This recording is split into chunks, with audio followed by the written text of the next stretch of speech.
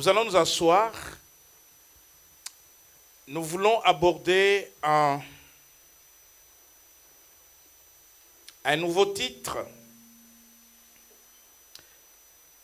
qui va nous ramener ce soir à expliquer les termes, les expressions, parce que c'est un chapitre très profond et il va falloir aller doucement pour la compréhension de tous. Nous allons aborder les titres de la bataille spirituelle de notre esprit.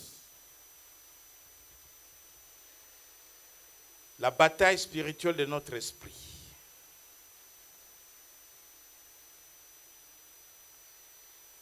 Dans l'homme, en réalité, c'est quoi? Dans l'homme, en réalité, c'est l'esprit. Alléluia. Bien-aimés, nous allons approfondir. Vous savez, le but original de Dieu, en nous restaurant, en nous rachetant, en envoyant Christ mourir à la croix pour nous réconcilier avec lui. Le but de Dieu, c'est que l'homme nouveau, la nouvelle créature, soit pareil comme l'homme avant le péché. Alléluia. L'homme avant le péché était au contact direct. Le but de Dieu, c'est que tu sois au contact direct avec lui. Et nous voulons amener les enfants de Dieu à cette dimension-là, où chacun peut expérimenter une relation personnelle avec Dieu.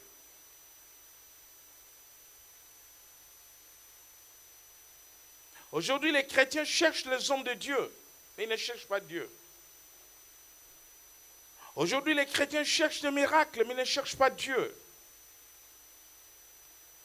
Aujourd'hui, les chrétiens ont des besoins auxquels ils attendent des réponses ou des solutions. Mais ce que Dieu veut, comme nous avons parlé de la communion ici, c'est une relation personnelle. Et voilà pourquoi nous allons travailler sur le domaine de l'esprit. Mais alors de manière approfondie. Mais nous ne pouvons pas commencer à parler de la bataille spirituelle de notre esprit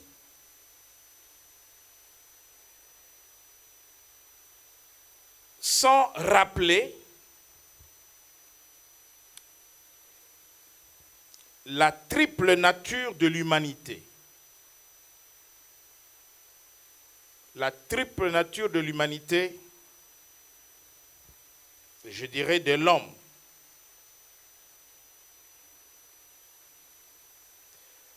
Lorsque nous lisons dans les livres de 2 Thessaloniciens au chapitre 5, verset 23, la Bible nous indique cette triple nature de l'humanité. 2 Thessaloniciens.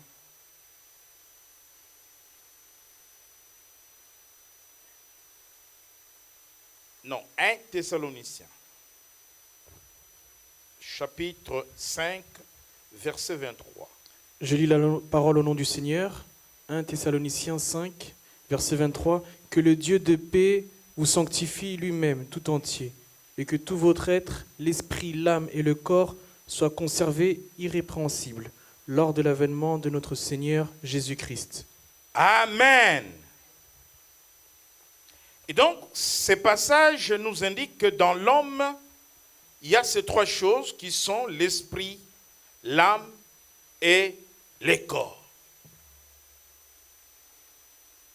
L'âme, l'esprit, d'abord l'âme et le corps.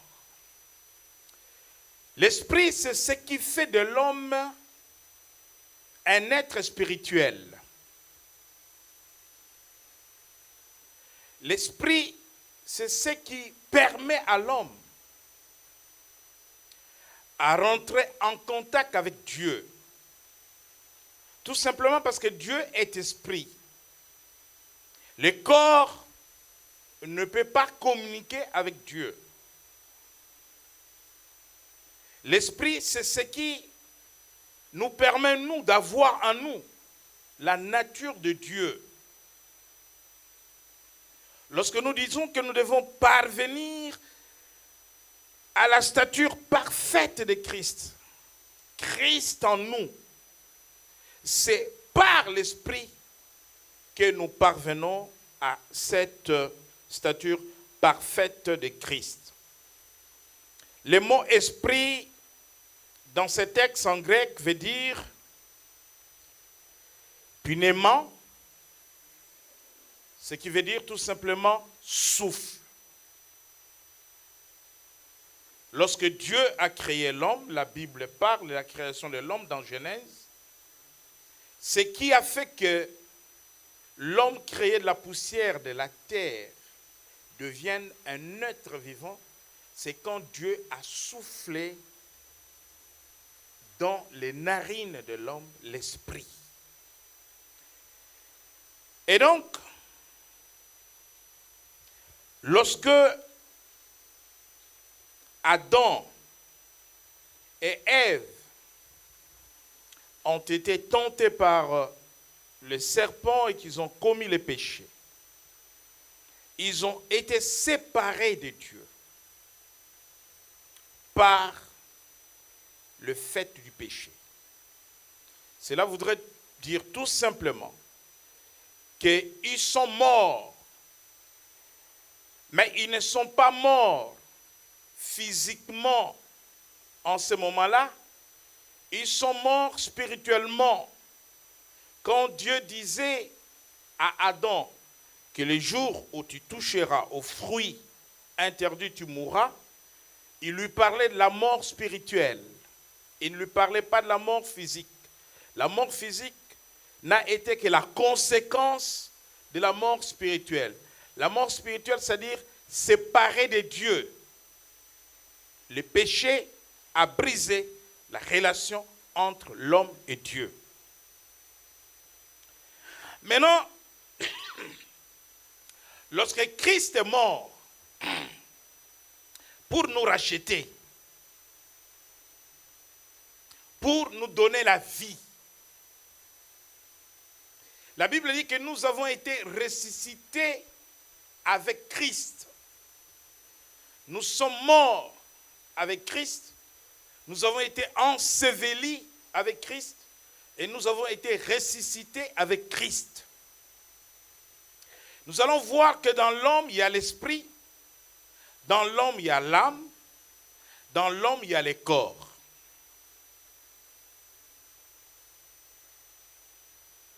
La partie sur le toit que Christ a racheté par son sang précieux à la croix de Golgotha, c'est la partie esprit. Donc, lorsque nous parlons de la nouvelle vie, lorsque nous disons que nous sommes ressuscités avec Christ, l'esprit qui est mort, Christ a donné la vie à l'esprit. Et c'est la vie éternelle. Amen. Lorsque nous disons que nous sommes sauvés, nous sommes devenus de nouvelles créatures, tout cela se passe au niveau de l'esprit.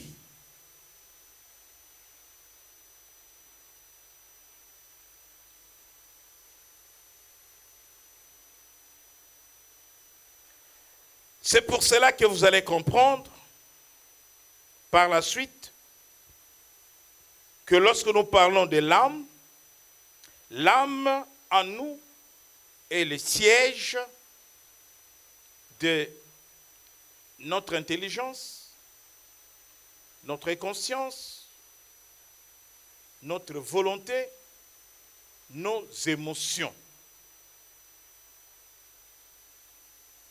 Lorsque nous lisons les textes de 1 Thessaloniciens 5, 23, que le Dieu de paix vous sanctifie lui-même tout entier et que tout votre être, l'esprit, l'âme et le corps soient conservés irrépréhensibles lors de l'avènement de notre Seigneur Jésus-Christ.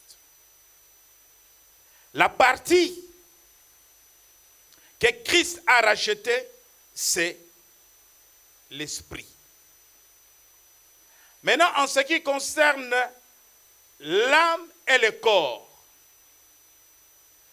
pour que tout entier nous soyons irrépréhensibles. Vous voyez, la Bible parle de l'avènement de notre Seigneur Jésus-Christ. Lors de l'avènement de notre Seigneur Jésus-Christ, c'est que le salut intégral sauvait l'homme dans tout l'homme, c'est-à-dire l'être, l'âme, esprit, c'est quand Christ viendra nous chercher à notre enlèvement. Vous allez comprendre cela. Parce que si l'âme avait été rachetée au même titre que l'esprit, vous n'aurez pas de mauvaises pensées.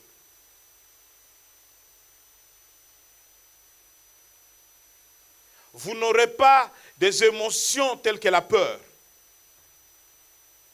telles que la jalousie, telles que la colère, telles que la haine. Et le corps maintenant, la troisième partie, le corps subit ce qui vient de l'âme.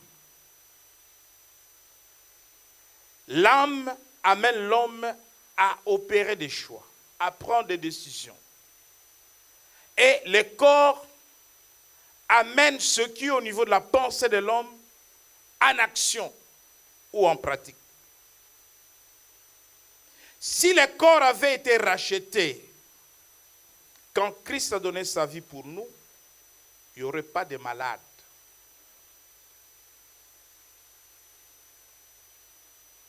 Si l'âme avait été rachetée, il n'y aurait pas de mauvaises pensées. Alléluia. Donc, les deux autres comportements seront complètement parvenus à l'image de Dieu lors de l'avènement de Christ. Parce que ce corps corrompu, qui pourrit, ce corps malade, lorsque tu seras enlevé, tu auras un corps céleste, un corps glorieux. Amen.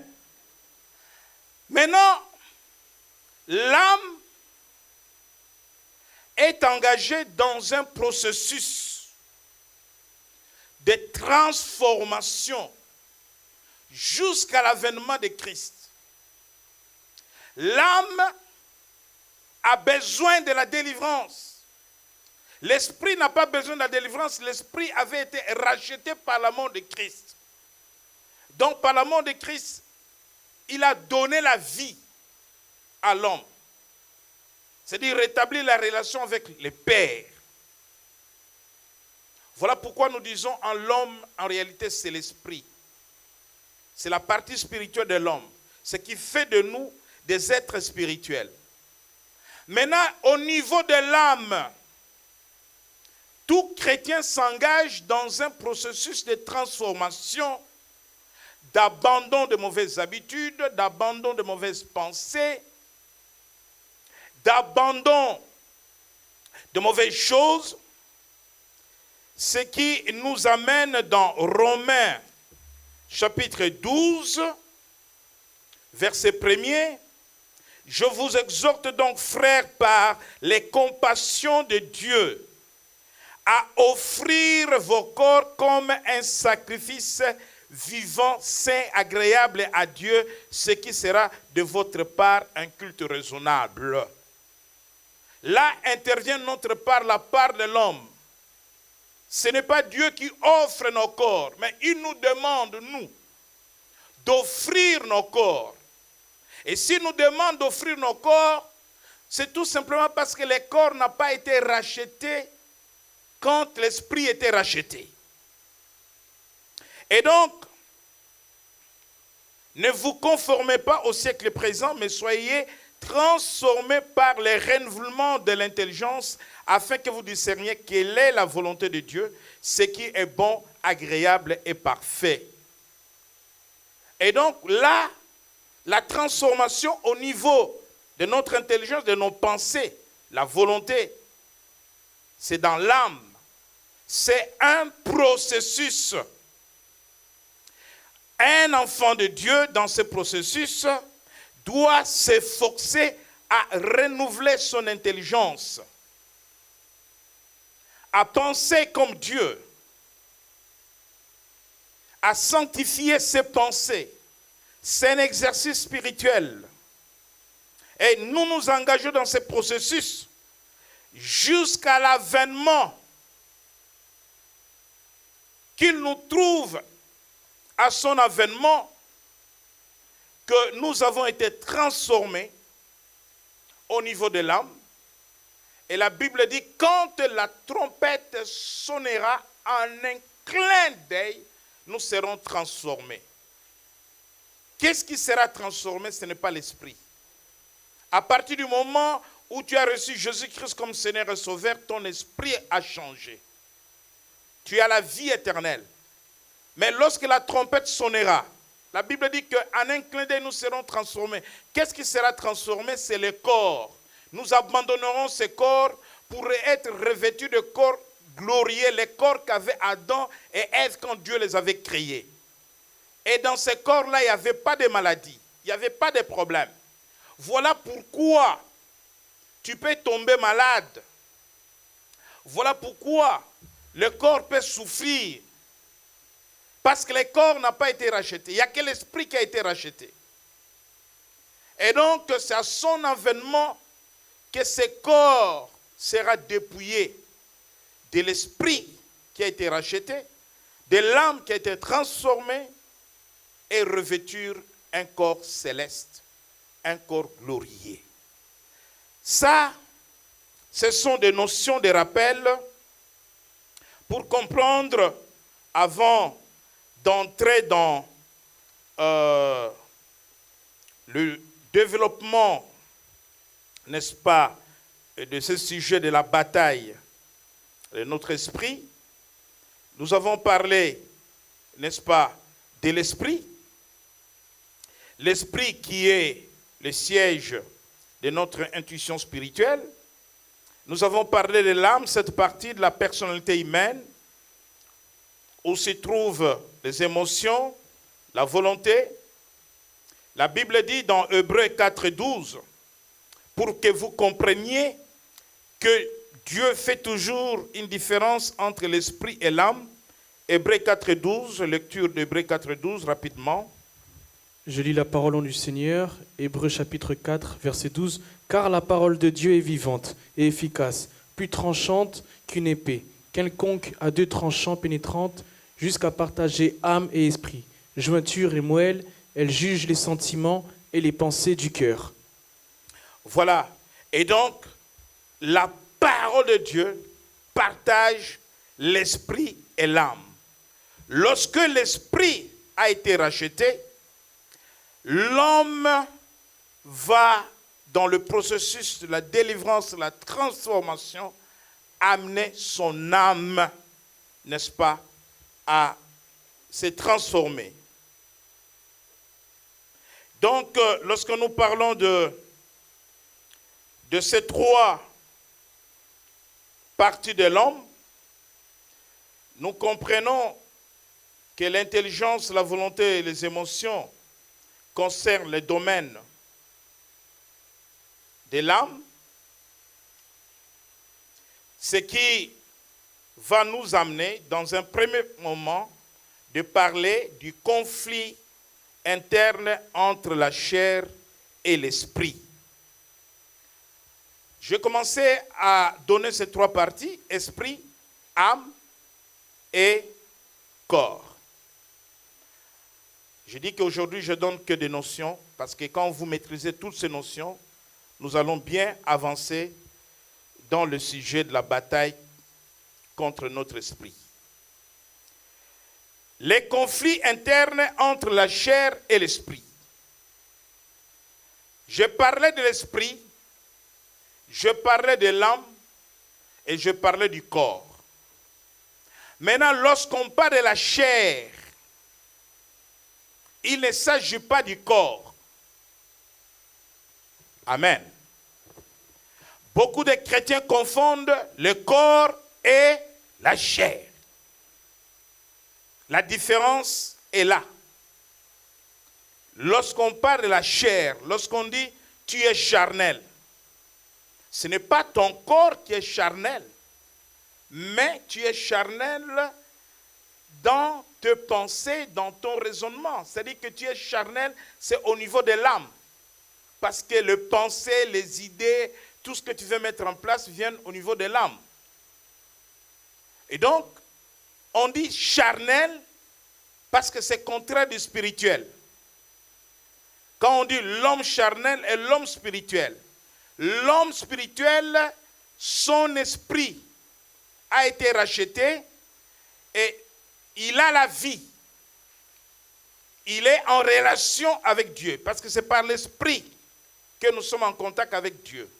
L'homme charnel est mort. L'homme charnel, c'est un homme mort.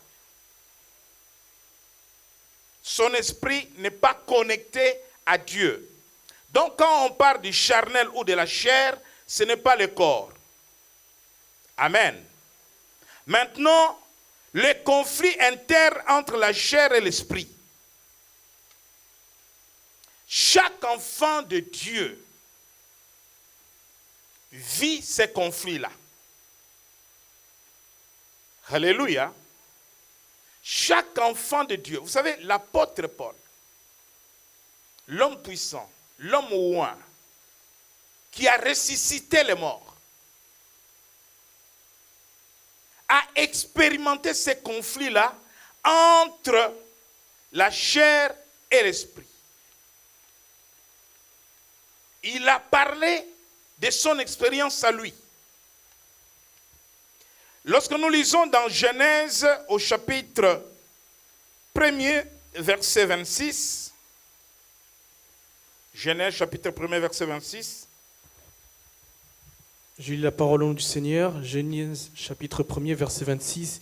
Puis Dieu dit, faisons l'homme à notre image, selon notre ressemblance, et qu'il domine sur les poissons de la mer, sur les oiseaux du ciel, sur le bétail, sur toute la terre, et sur tous les reptiles qui rampent sur la terre. Merci. Faisons l'homme à notre image. Le premier homme a été créé à l'image de Dieu, avec un corps glorieux, comme je l'ai dit. Et donc, le premier Adam, parce que la Bible parle du premier Adam et du second Adam, et le second Adam, c'est Christ, dans 1 Corinthiens chapitre 15, verset 45, vous pouvez lire à la maison. Le premier Adam était créé à l'image de Dieu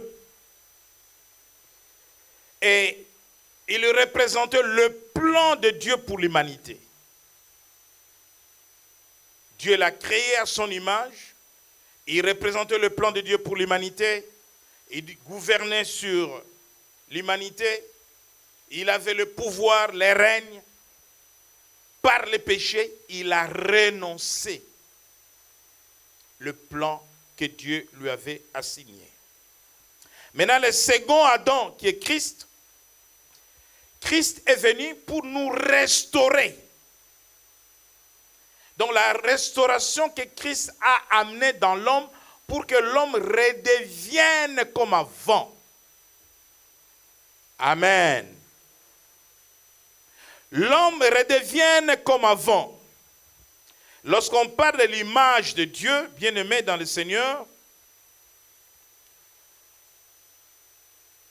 dans la langue hébraïque, le mot image veut dire tchelem en hébreu, ressemblance en français. Et d'autres définitions vont plus loin, jusqu'à dire similitude, jusqu'à dire copie, jusqu'à dire duplicata. Si on fait une copie en couleur, pas en noir et blanc, vous prenez un diplôme ou n'importe quel document, vous faites une photocopie en couleur. Vous allez confondre l'original et la copie. Ça vous arrive de confondre l'original et la copie, pas en noir et blanc, mais en couleur. Cela veut dire comme. C'est-à-dire que Dieu voulait un homme qui soit comme lui.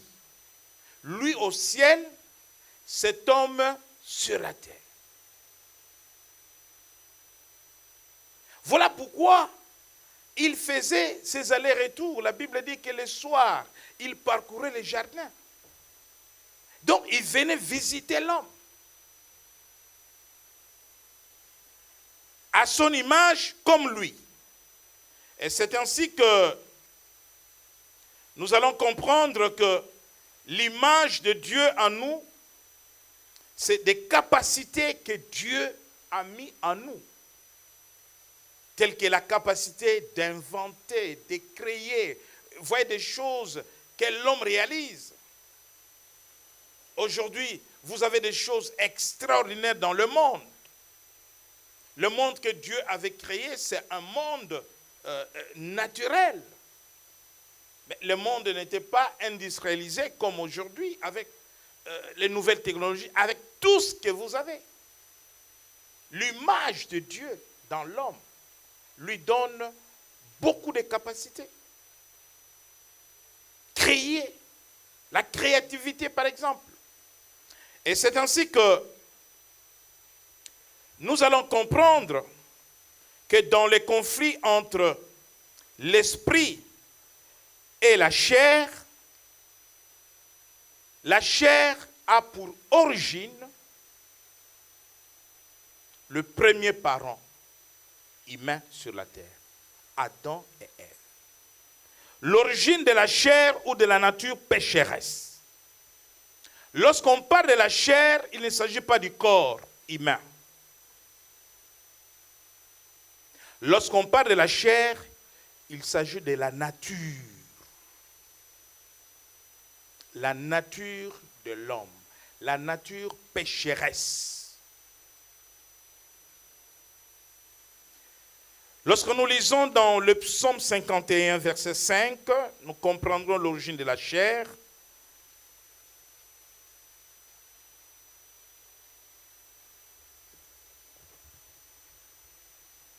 Le psaume 51, verset 5. Je lis la parole au nom du Seigneur, psaume 51, verset 5. Car je reconnais mes transgressions et mon péché est constamment devant moi. Continue. J'ai péché contre toi seul et j'ai fait ce qui est mal à tes yeux, en sorte que tu seras juste dans ta sentence, sans reproche dans ton jugement. Voilà le psalmiste qui reconnaît qu'il est un pécheur. Mais c'est que c'est pas ce passage-là que je voulais donner, c'est le passage où il dit, l'homme dit, je suis né dans le péché. Je suis né dans le péché. Comment on peut naître dans le péché? Comme je dis toujours,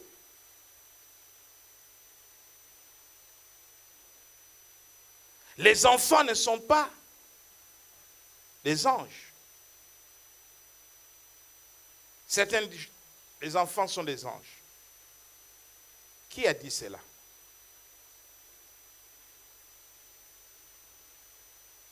Ils ne sont pas des anges.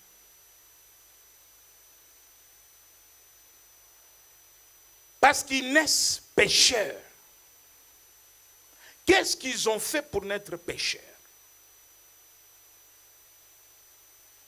Ma mère m'a conçu dans le péché.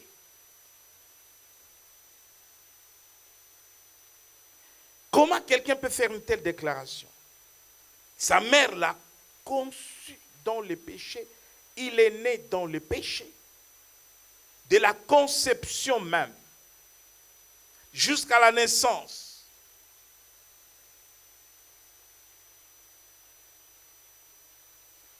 La chair dont la Bible parle n'accomplissait pas les œuvres de la chair, ce n'est pas le corps. Parce qu'ici, il s'agissait du corps. Et que tu fais à manger, tu me donnes, je vais refuser parce que c'est charnel.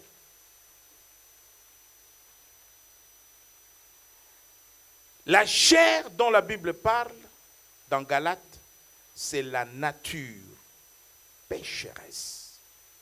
Ne marchez pas selon la chair.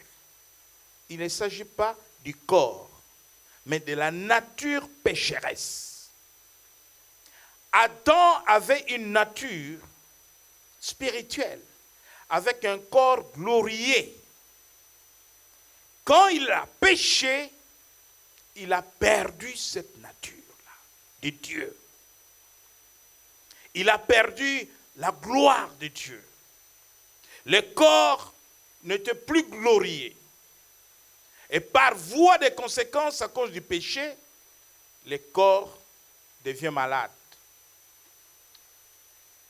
Le corps devient corruptible. Et alors, Adam, après avoir péché, a eu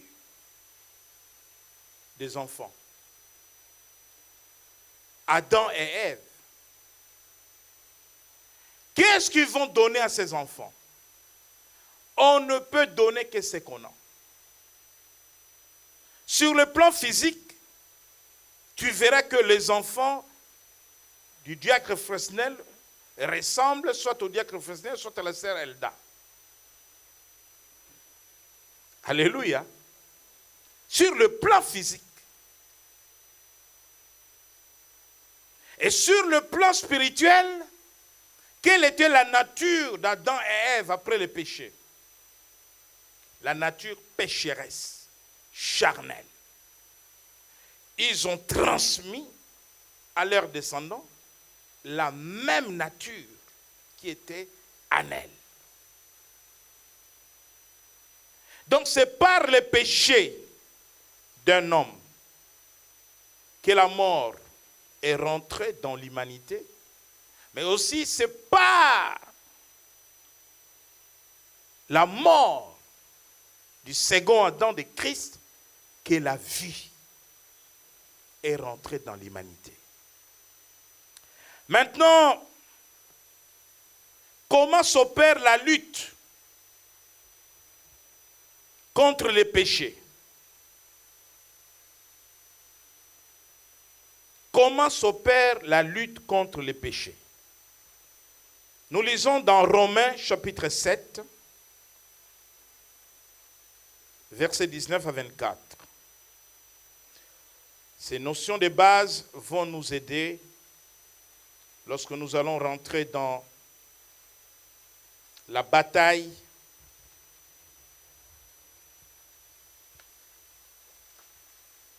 spirituelle de notre esprit. Romains 7, 19. Romains chapitre 7, versets 19 à 24. Car je ne fais pas le bien que je veux, et je fais le mal que je ne veux pas. Et si je fais ce que je ne veux pas, ce n'est plus moi qui le fais, c'est le péché qui habite en moi. Je trouve donc en moi cette loi. Quand je veux faire le bien, le mal est attaché à moi, car je prends plaisir à la loi de Dieu selon l'homme intérieur.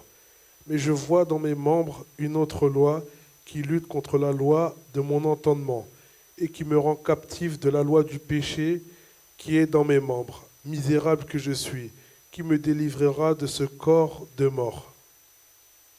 Alléluia.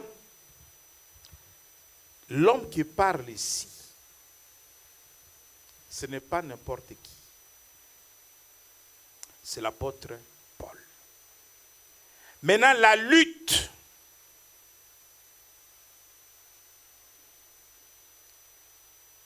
toutes ces notions vont nous aider lorsque nous parlerons même de portes ouvertes dans la bataille de l'esprit.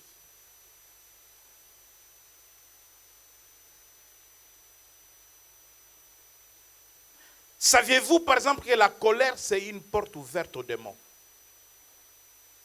Tu es en colère, le démon rentre en toi. Saviez-vous cela?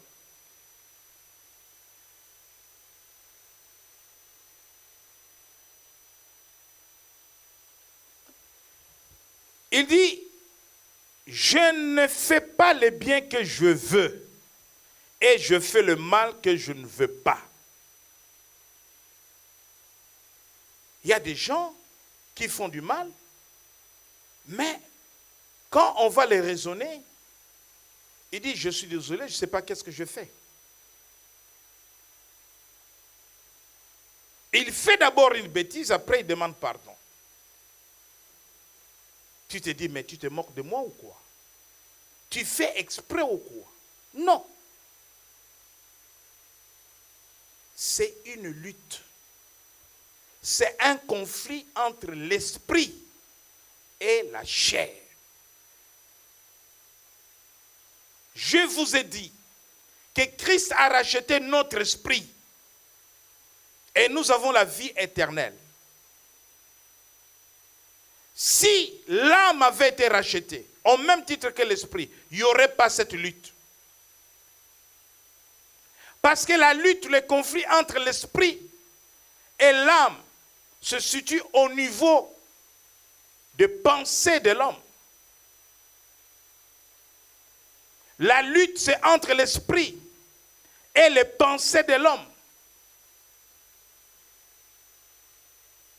Et le corps qui attend, exécuter, faire, agir, ce que l'âme, par une décision, par un choix, par une pensée, va l'ordonner à faire. Le corps est soumis à l'âme. C'est quand l'esprit va vaincre contre la chair, c'est-à-dire la nature pécheresse, qui est logée dans l'âme. Dieu dit, mes pensées ne sont pas vos pensées, mes voix ne sont pas mes voix. Des fois, les décisions des hommes ne sont pas les décisions de Dieu. Les choix des hommes ne sont pas les choix des hommes. La nature pécheresse est logée dans l'âme. Maintenant, la lutte, l'esprit n'a jamais lutté avec le corps. L'esprit lutte toujours contre l'âme parce que le corps, en réalité, c'est la partie la plus faible dans l'homme. Parce que le corps ne décide pas. Le corps ne conçoit pas. Le corps exécute. Voyez-vous? Le corps est soumis à l'âme. Maintenant, dans le conflit entre l'esprit et l'âme, l'âme dit, fais du mal. L'esprit dit, non, ne fais pas du mal, fais du bien. Quand il fait du bien, l'esprit a vaincu. Et le corps ne réagit pas à faire le mal. C'est une lutte. Voilà pourquoi la Bible dit, crucifiez votre chair. Mais quand on nous dit, crucifions la chair. Qui a déjà crucifié son corps? Voilà pourquoi la chair n'est pas le corps. Je ne fais pas le bien que je veux et je fais le mal que je ne veux pas. Et si je fais ce que je ne veux pas, ce n'est plus moi qui le fais, c'est le péché qui habite en moi. Voilà pourquoi le juge va faire la différence entre donner la mort à quelqu'un volontairement et donner la mort à quelqu'un involontairement. Homicide volontaire et involontaire.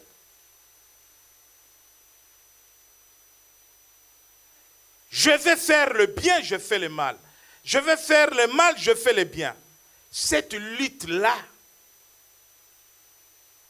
est primordiale pour chaque enfant de Dieu. Si ton intelligence n'est pas renouvelée, tes pensées ne sont pas sanctifiées, tu ne connaîtras pas quelle est la volonté de Dieu. Dans cette lutte,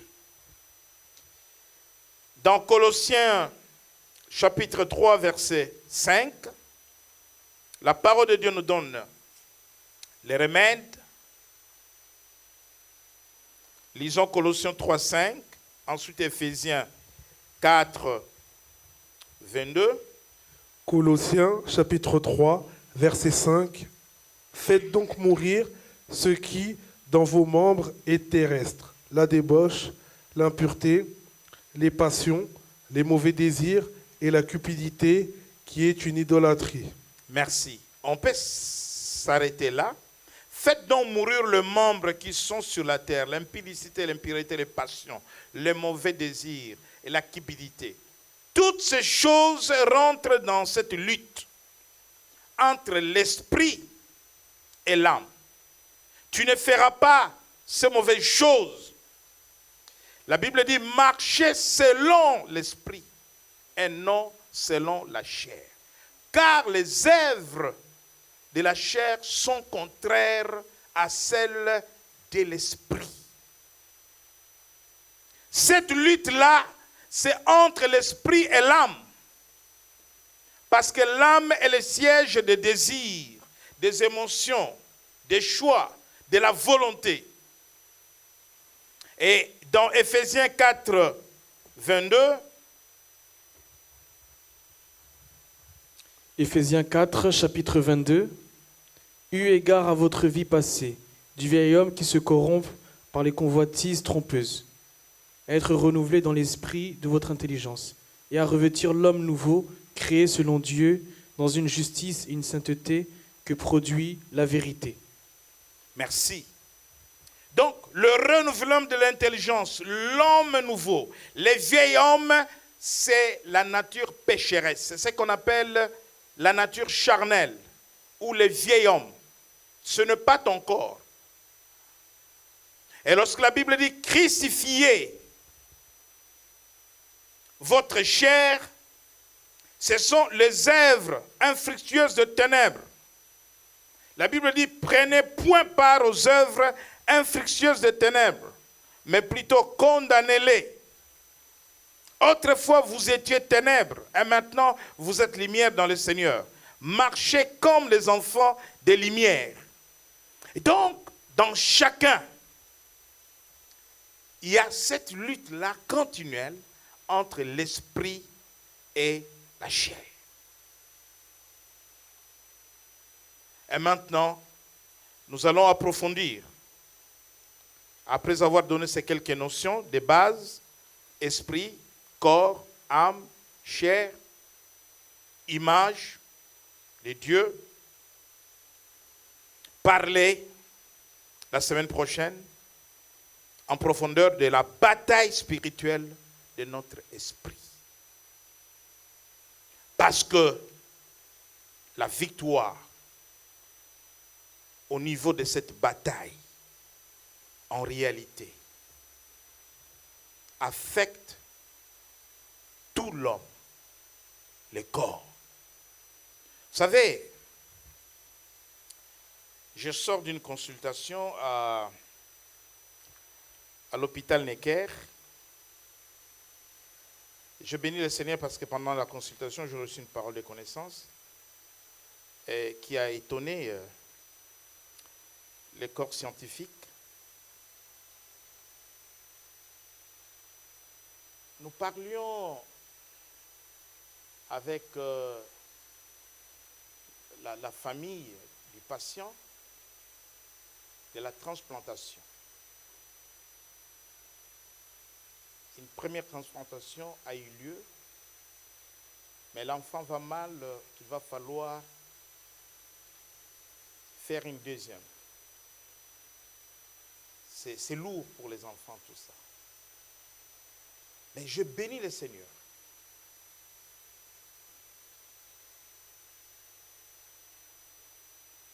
Le médecin dit, la médecine ne peut pas tout faire. Vraiment, je restitue ce mot. La médecine ne peut pas tout faire. Maintenant, là où la médecine est limitée, c'est la pensée positive qui peut lutter contre la maladie.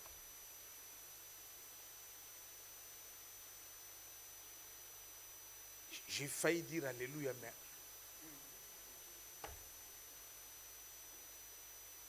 dans un cadre scientifique, il dit c'est la pensée positive qui peut lutter contre la maladie. C'est-à-dire guérir. Alléluia. Et nous parlons de la foi.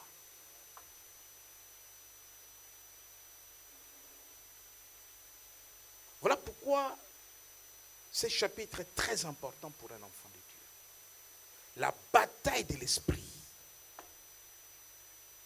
Comment vaincre un combat au niveau de l'esprit. La bataille de l'esprit. Beaucoup d'échecs des enfants de Dieu se situent dans des pertes de bataille au niveau de l'esprit. David a gagné Goliath au niveau de l'esprit.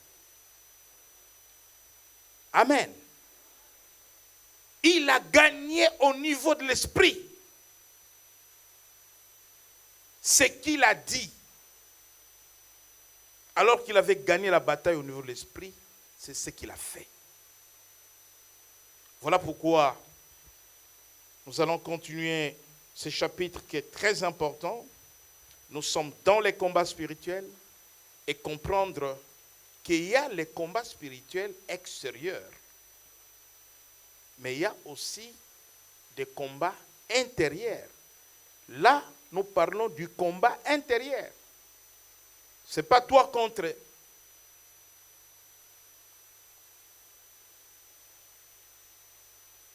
un adversaire intérieur. Mais ton adversaire, c'est la chair qui est en toi. Est-ce que quelqu'un comprend? Cette bataille-là est d'abord intérieure. Comment tu vas vaincre cette bataille? Très important. La Bible dit que ce que tu crois, c'est ce qui t'arrivera. Si on te dit que tu vas mourir, est-ce que tu sais que tu rentres dans la bataille de l'esprit? Parce que lorsqu'on te dit que tu vas mourir, cela affecte. C'est la déclaration du soignant, du médecin. Cela affecte ton intellect. Cela affecte tes pensées. Maintenant, tu dois l'accepter ou pas. Comment sortir ce qui est déjà rentré en toi? C'est là la bataille de l'esprit. Il y a des forteresses de pensée. Comment vaincre ces forteresses? C'est la bataille de l'esprit. Quand on parle de complexes, soit d'infériorité, ou complexe racial. C'est là, au niveau de l'esprit. Et l'enseignement que nous abordons là est très important si on veut mener des victoires dans la vie chrétienne. Amen. Que le Seigneur vous bénisse.